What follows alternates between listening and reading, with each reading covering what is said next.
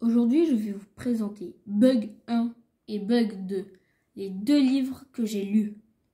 L'auteur est Enki Bilal, qui est auteur de bande dessinée et réalisateur français.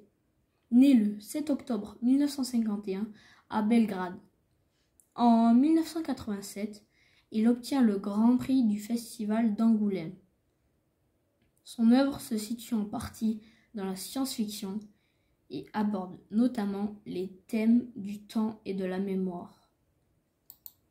J'ai choisi les mots défaut car bug signifie en français défaut affectant un programme informatique, futur car cela se passe en 2041, alien, les astronautes ont une bestiole dans leur corps, certains meurent mais le héros non.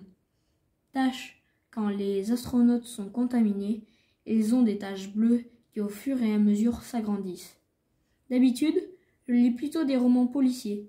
C'est la première fois que je lisais un livre de science-fiction. Au début, j'ai eu du mal à entrer dans l'histoire et cet univers en 2041. Puis, petit à petit, j'ai été touché par l'histoire de Cameron Obebe, le héros. C'est un homme courageux. Il est très intelligent et il se bat pour sa famille. Je vais vous lire un passage quand ils sont dans l'espace. Qu'est-ce que vous racontez? Morts? Tous morts? Tous, sauf un. Je m'approche. Il n'a pas l'air bien. Son nom est K-O-B-B, avec 2 B. Il ne répond pas. Il est prostré.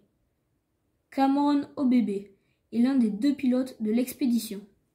Il présente la même blessure sur un côté du cou que les 7 autres. Qu'est-ce qu'on fait?